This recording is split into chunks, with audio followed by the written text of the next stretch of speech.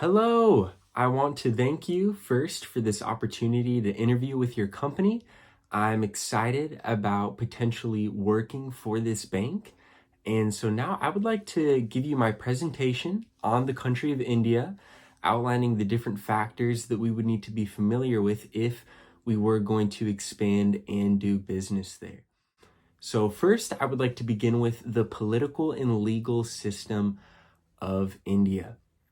Now, the political system, it's a mixed legal system between common, civil, and religious law. And like the United States, it has had a national constitution, but only since 1950, since they declared their independence. Next, I would like to talk about the political risk factors in India. Now, India is high in corporate debt and non-performing loans, which does sound dangerous for us as a bank, but according to Global Edge, India has been assigned acceptable risk, both in country risk and business climate. And I believe that we could achieve sustainable business both through compensation in the loans that we're receiving from our home country and through just making wise strategic decisions as we're in India with who we are going to open accounts with and give loans to. Moving on to international trade, with the sales of American goods and services worth $56.8 billion, the relationship between the United States and India has been one of the strongest in terms of imports and exports. India and the United States continue to be one of the largest trading partners due to partnerships like this. The United States currently has a $45.5 billion trade deficit. This can be viewed as a component of India's self-reliance in the sense of growing its economy and business, which makes it harder for the American enterprises to sell their product and services in India. This is certainly a market challenge, but both parties may agree that opportunities in the trading partnership are growing exponentially.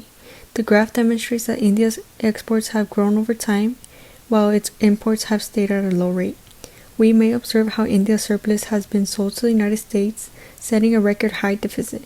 India is now the 10th trading partner of the United States, contributing around $100 billion to the economy.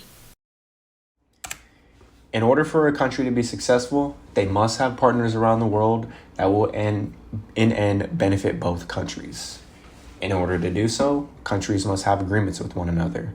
They must have trade flows that creates opportunities for more jobs within the country. And to do so, you must do this by regional and trade agreements. Currently, India has 13 free and regional trade agreements with other countries and regions. Some of these countries include China, Japan, Singapore, and Mexico. As of right now, the United States and India do not actually have any trade agreements, which is something for India as a country to look into, as the United States is a valuable trade partner to have. Below are listed of some of the regional and free trade agreements that India currently has with other countries. And in the end, regional trade agreements allows us for more trade flow with the countries we are in agreements with. And this results in more opportunity for those activities to be financed. And as a banking company, that's how we'll be able to become profitable. Now we'll be looking at microeconomic indicators. Microeconomic indicators are statistics that reflect the economic circumstances of a particular country. These indicators are used to assess the current and future health of an economy. Diving into it, India provides a massive opportunity to invest into their country because of how fast the population is growing, on top of how big the population already is. It is projected to be the fastest growing major economy in 2023. And looking at the graph to the right, by mid-2023, India will be leading the countries with a population of 70% of the world. Poverty represents 2/3 of India's population. India will be lowering these levels by passing new labor laws, allowing its females to work in more fields. This will lead to more economic growth. The last significant challenge India is facing is their unemployment rate of 7.7%, compared to the US 3.6%. A low unemployment rate is correlated to a healthy economy, although if the unemployment rate gets too low, then a country is subject to increasing levels of inflation and reduced production. Next, I'll be discussing the socioeconomic differences between the United States and India and how they impact our financial service business.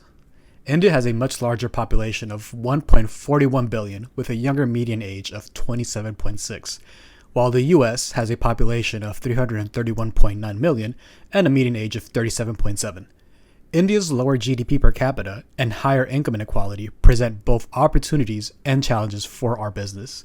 To succeed in India, we must tailor services to diverse consumer needs, utilize lower labor costs, offer various financial products for different income levels, promote financial literacy, and adapt to local infrastructure. India's unique challenges include income imbalances, a large underbanked population, and the importance of remittances in their economy. To overcome these, we should establish strong local partnerships, navigate bureaucratic obstacles patiently, and invest in local talent through training and development. India has an abundance of unique resources. Much of the farmland is used to produce rice, sugarcane, spices, and tea leaves, all of which India is a major producer of. And as I mentioned earlier, India's population is predicted to surpass 1.5 billion in the very near future, and they currently have plans to expand their clean energy sources to meet demand. In order for its citizens to get the power that they need, India uses vast areas of land for wind turbines and solar panels, and have made many additions to them in the past year. Even as this country is the third largest producer of coal and has coal, oil, and natural gas as its main energy sources, it is making the effort to expand on sustainable methods of energy production. It shows great potential and profitability for the company. Continuing on with intellectual property rights. With the protection of ideas and property marks, intellectual property rights have a significant impact on business in India. India has 7 different types of intellectual property rights, this including geographical indications, plant varieties, industrial designs, copyrights, patents, and trademarks. By contrast, the United States only protects intellectual property rights through trademarks, patents, and copyrights. Despite India's installation of effective measures to protect intellectual property rights, a number of factors have prevented any element of the trademark infringement judgment from being changed.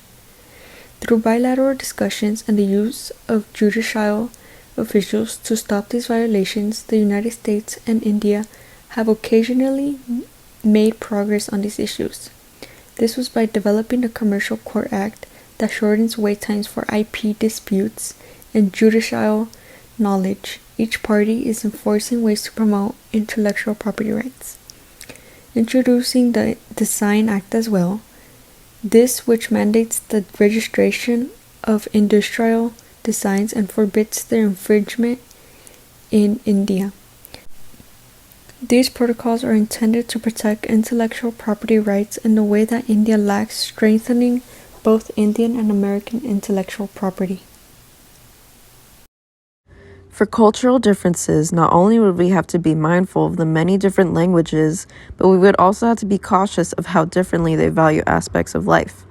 Based on Hofstede's cultural framework, we can see that societies in the United States and India can agree on some things, such as a primarily masculine culture and a mid-range uncertainty avoidance. But India puts an emphasis on power structures, focuses more on the needs of the group rather than the individual, has more of a long-term view, and places more restraint on themselves. This would require the company to communicate more formally and approach conflicts in a way that benefits everyone. The company would also have to be more understanding of how clients may not be as lenient as with their money, and would rather save every penny than invest it all in one lump sum. It may be difficult, but with patience and respect, the company can adapt to India's culture. In conclusion, I propose that we should go through with doing business in India. I believe that with the help of this information, we would be successful. Thank you for listening.